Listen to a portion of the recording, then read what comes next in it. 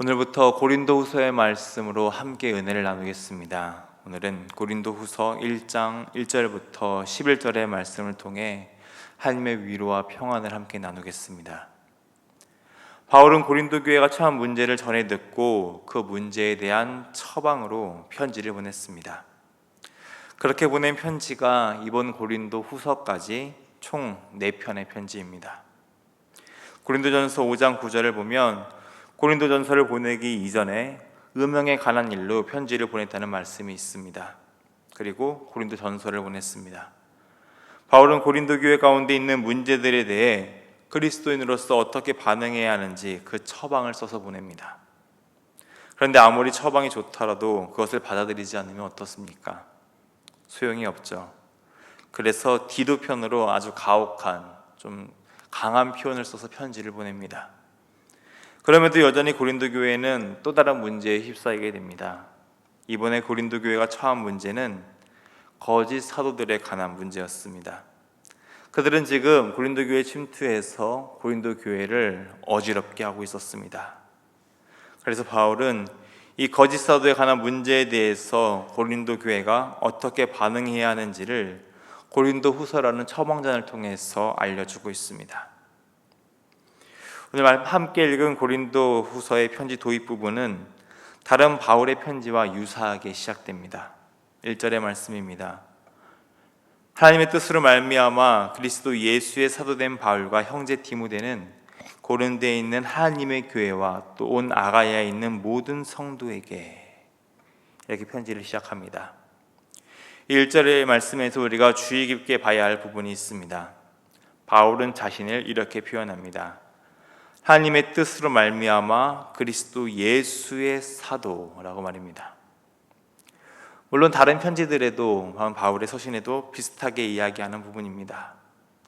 그러나 이번 편지는 거짓 사도에 관한 문제로 보낸 것을 볼 때 더 유의 깊게 보는 것이 좋습니다. 그리고 수신자로 표현된 고린도에 있는 하나님의 교회와 또 온 아가야에 있는 모든 성도라는 표현을 주의 깊게 봐야 됩니다.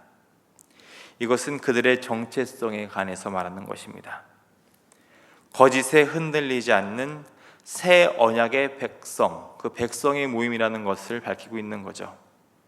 또한 거룩하게 구별된 하나님의 사람들이라는 것을 밝히며 지금 교회 가운데 있는 거짓에 동참하지 말기를 이야기하고 있는 것입니다. 여기까지가 고린도후서가 시작된 배경입니다. 배경을 마무리하고 오늘 본문을 함께 나눠보려고 합니다. 바울은 편지를 본격적으로 시작하며 하나님을 찬양하며 시작합니다. 본문 3절의 말씀입니다. 찬송을 위하다 그는 우리 주 예수 그리스도의 하나님이시요 자비의 아버지시요 모든 위로의 하나님이시며. 지금 바울은 하나님을 찬양하고 있습니다. 근데 어떤 하나님입니까? 자비와 위로의 하나님을 찬양하고 있습니다. 지금 바울의 상황은 그닥 좋지 않습니다. 환난을 당하고 있는 중이죠. 그러나 바울은 환난을 당하고 있으나 그 중에 위로하시는 하나님을 찬양하고 있습니다. 우리는 하나님과 새 언약을 맺은 하나님의 백성입니다. 그렇기 때문에 신실하신 하나님께서는 자신의 백성을 향해 자비와 위로를 언제나 베풀고 계십니다. 4절을 보면 모든 환난 중에서라고 표현합니다. 우리가 그 어떤 상황과 문제를 만나더라도 하나님께서는 그 상황과 문제를 아신다는 것이죠. 그리고 언약의 백성을 찾아가셔서 위로하시며 자비를 베푸시는 일에 힘을 다하십니다. 우리는 우리의 삶에서 찾아오는 고난에 대해 어떻게 생각하고 계십니까? 때로는 정말 견디기 힘든 고난이 찾아올 때가 있죠. 왜 이런 고난의 길을 우리에게 허락하시는지 기도로 물으며 하나님께로 나아갈 때가 있습니다. 근데 바울은 그런 우리의 질문, 하나님께서 우리에게 허락하시는 고난은 어떤 이유가 있는지 그 질문에 대한 답을 5절의 말씀을 통해 주고 있습니다. 그리스도의 고난이 우리에게 넘친 것 같이 우리가 받는 위로도 그리스도로 말미암아 넘치는도다. 그리스도의 고난이 우리에게 넘쳤다고 합니다. 이것은 그리스도인의 삶이 고난의 삶이라는 것을 말하죠. 우리는 그리스도를 본받는 사람들입니다. 주님을 위해 고난받으며 때로는 주님 때문에 고난받기도 합니다. 그 안에 하나님의 뜻이 있기 때문입니다. 우리는 왜 고난을 허락하시는지 묻기보다 그 고난 가운데 있는 하나님의 뜻을 알기 위해 더욱 기도해야 됩니다. 특별히 바울은 우리에게 임한 고난의 이유를 위로라고 말하고 있습니다. 한번 4절을 함께 보도록 하겠습니다. 우리의 모든 환난 중에서 우리를 위로하사 우리로 하여금 하나님께 받은 위로로서 모든 환난 중에 있는 자들을 능히 위로하게 하시는 이시로다. 고난과 환난 중에 있을 때 우리는 그리스도의 넘치는 위로를 경험하게 됩니다. 그리고 그 위로는 흘러가게 되죠. 다른 사람의 아픔과 슬픔을 가장 잘 이해하는 사람은 누구입니까? 그 아픔과 그 슬픔, 동일한 상황을 경험한 사람일 것입니다. 같은 일을 경험으로써 그 사람을 더 잘 이해하고 위로할 수 있게 됩니다. 우리 주님께서 그러셨죠. 이 땅에 육신으로 오셔서 우리의 삶의 모든 질고를 겪으셨습니다. 모든 아픔과 슬픔, 괴로움을 감당하셨죠. 그렇기 때문에 우리의 문제와 상황들을 아시고 공감해 주십니다. 그리고 위로해 주시죠. 우리는 그런 하나님의 위로를 경험하게 됩니다. 그리스도로 말미암아 넘치는 위로를 받게 되죠. 바울 역시 고난을 통해 위로의 하나님을 경험했다고 이야기합니다. 그리고 그 위로를 받았기 때문에 또한 위로하는 자로서 서게 되었다는 거죠. 바울은 지금 자신이 받은 그 위로를 고린도 교회에 전하고 있는 것입니다. 지금 너희들 힘들지? 거짓 사도들 때문에 지금 고난받고 괴로워하고 있지? 하지만 하나님의 위로, 내가 받은 그 하나님의 위로를 너희에게 전하니 너희도 이 하나님의 위로를 경험하기 바란다 라고 말하며 편지를 시작하고 있는 것입니다. 이미 자신이 경험한 고난과 환난이죠. 그렇기 때문에 다른 사람의 고난과 환난을 위로할 수 있는 것입니다. 지금 이 위로는 사람의 위로가 아닙니다. 하나님의 위로를 전하는 자로서 서게 되었고 또 하나님의 은혜를 나누고 누리는 자로서 지금 서게 되었다는 것입니다. 내가 받은 하나님의 위로, 그 위로를 공동체 가운데, 내 주위 가운데 계속해서 흘러가게 하는 것이죠. 그리스도를 통해 회복된 사랑을 함께 나누고 있습니다. 그렇게 계속해서 공동체가 하나님의 위로와 사랑을 나누며 더욱 하나님과 친밀해지고 그리고 하나님 안에서 그 공동체가 하나 되는 은혜를 누리게 된다는 것입니다. 그것을 지금 바울은 실천하고 있습니다.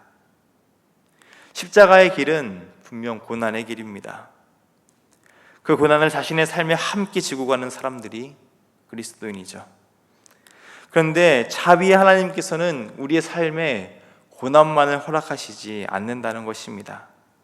고난에 참여한 자가 되게 하신 것처럼 또한 위로에도 동일하게 참여하게 하신다고 말씀하십니다. 오늘 본문 7절의 말씀입니다. 너희를 위한 우리의 소망이 견고함은 너희가 고난에 참여하는 자 같은 것 같이 위로에도 그러한 줄 알미라. 오늘 우리가 겪는 고난과 환난의 자리는 더욱 다양해졌습니다. 그리고 그 상황도 심각하죠. 특별히 교회를 향한 고난도 마찬가지입니다. 그러나 우리 하나님께서 견딜 힘을 허락하십니다. 하나님의 위로가 우리 안에 있기 때문이죠. 이렇게 고난받았고 또한 위로 또한 받았기 때문에 교회는 위로의 공동체로 서게 됩니다. 공동체 안에서뿐만 아니라 하나님의 위로를 이 세상에 흘려보내는 위로의 통로로 세움받게 되는 것이죠. 위로가 위로를 낳게 됩니다. 그리고 위로가 계속해서 흘러가 삶에 스며들게로 하는 일에 교회가 세움받았다는 것입니다. 그 위로를 통해 공동체가 주님 안에서 하나 될 뿐만 아니라 이 세상 가운데도 그 주님의 사랑을 전하는 공동체로서 서게 된다는 것이죠. 그러니 지금 우리가 처한 고난에 함몰되지 마시기 바랍니다. 이 고난 가운데 임하시는 하나님의 위로를 바라보며 우리는 슬픔과 절망 대신 소망을 품어야 합니다. 지금 바울이 이렇게 고난에 대해 이야기를 편지로 쓰고 있습니다. 과거에 이미 겪은 일이기 때문에 편하게 이 편지를 썼을까요? 아닙니다. 지금 바울의 고난은 현재 진행형입니다. 지금 바울이 현재 겪고 있는 이 고난, 지금 처한 이 고난에 대해 바울은 8절 하반부를 보면 살 소망이 끊어진 고난이라고 표현합니다. 그리고 9절 앞부분을 보면 사형 선고를 받은 것 같은 고난이라고 표현하죠. 그렇게 이야기합니다. 그런데 바울은 어떻게 해서 그렇게 가장 심각한 상황에 처했음에도 불구하고 이렇게 하나님의 위로를 전할 수 있었던 걸까요? 견디기 힘든 고난인데도 말입니다. 그 이유를 9절 하반부와 10절을 통해서 고백합니다. 9절 하반부부터 10절의 말씀입니다. 이는 우리로 자기를 의지하지 말고 오직 죽은 자를 다시 살리시는 하나님만 의지하게 하심이라.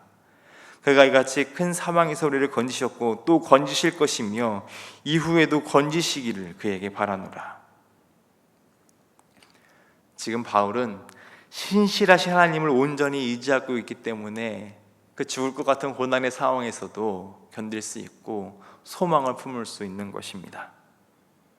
고난 속에 있을 때 자신의 힘으로 서려고 한다면 여전히 어렵죠.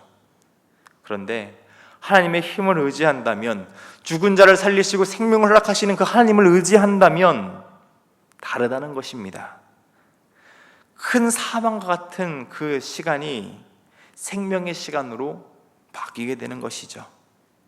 고난은 여전할 것입니다. 그러나 그보다 더 큰 하나님의 위로가 우리를 덮습니다.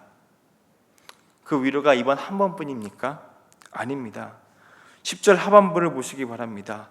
건지셨고 또 건지실 것이며 이후에도 건지실 것이다. 계속해서 마찬가지라는 것입니다. 신실하신 하나님의 위로와 자비는 영원히 하나님의 사람을 향해 흘러가게 된다는 것입니다. 그러니 여러분, 기도하시기 바랍니다. 바울 역시 기도를 부탁하며 기도의 삶으로 고린도 교인들을 초청하고 있습니다. 11절의 말씀입니다. 너희도 우리를 위하여 간구함으로 도우라. 이는 우리가 많은 사람의 기도로 얻은 은사로 말미암아 많은 사람이 우리를 위하여 감사하게 하려 함이라. 아멘. 기도를 통해 하나님의 일하심 그리고 하나님의 위로가 흘러 넘치게 됨을 경험하게 된다는 것입니다. 그러니 어찌 감사가 넘치지 않을 수 있겠느냐라고 묻는 것이죠.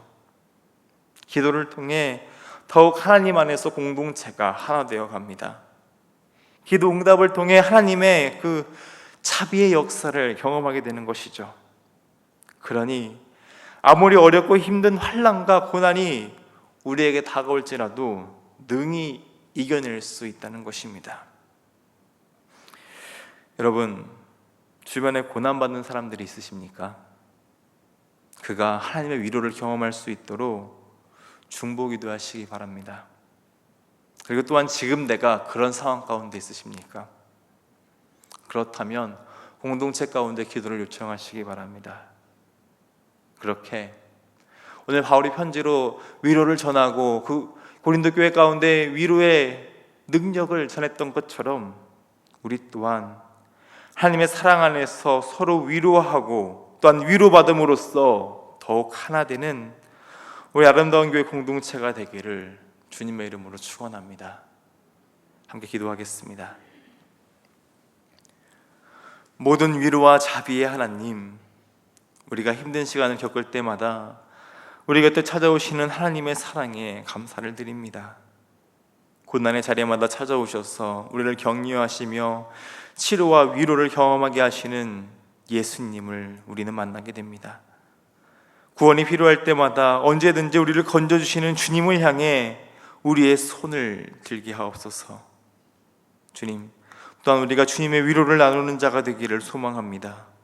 서로를 위해 중보하며 하나님의 위로를 흘려보내고 받는 사랑의 공동체가 되는 것에 힘을 다하는 우리 모두가 되게 하옵소서. 이 새벽 이 말씀을 의지하며 기도로 나아갑니다.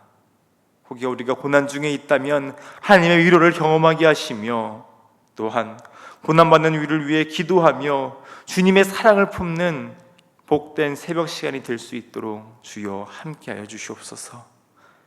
오늘도 우리의 기도를 들으시고 신실하게 응답해 주시는 사랑이 많으신 우리 주님 예수님의 이름으로 기도드립니다. 아멘.